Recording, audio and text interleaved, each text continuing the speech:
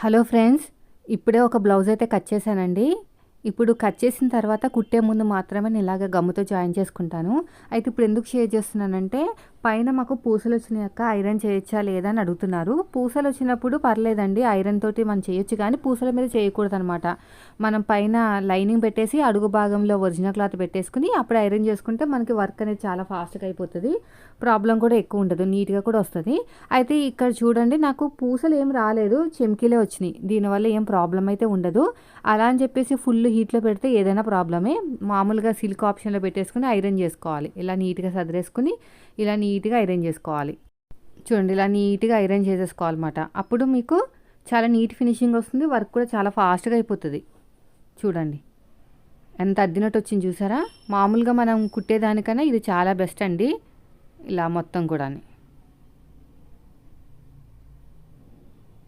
ఇలా నీట్గా ఐరన్ చేసేసుకోవాలి.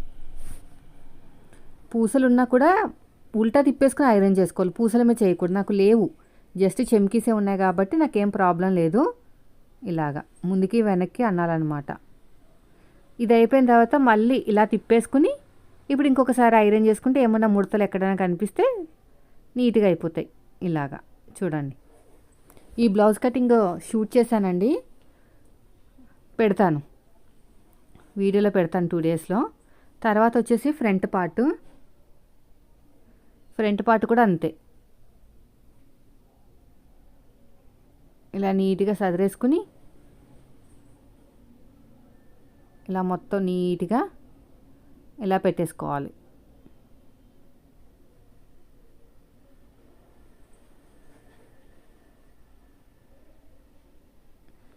ఇలా పైన పెట్టేసుకుని ఐరన్ చేసేసుకోండి. ఇలా మొత్తం కూడా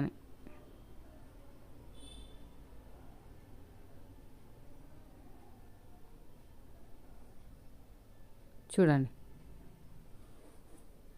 వీడియో నచ్చితే లైక్ చేయండి ఫ్రెండ్స్. మీరు మన ఛానల్ ఫస్ట్ టైం చూస్తే సబ్స్క్రైబ్ చేయండి. రెండోది కూడా అంతే. ఇలా నీట్గా డాట్స్ పెట్టేసుకోండి. డాట్స్ పెట్టేసుకుని పైన ఇలా పెట్టేసుకుని ఐరన్ చేసేయండి. ఐరన్ చేసేస్తే సరిపోతుంది. ఐరన్ చేసినప్పుడు ఫటాఫట చేయకండి, స్లోగా చేసుకోండి. ఇలా స్లోగా చేసుకోవాలి.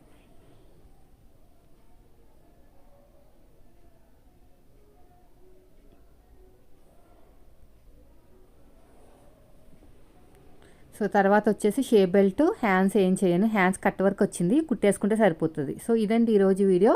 నచ్చితే లైక్ చేయండి. థ్యాంక్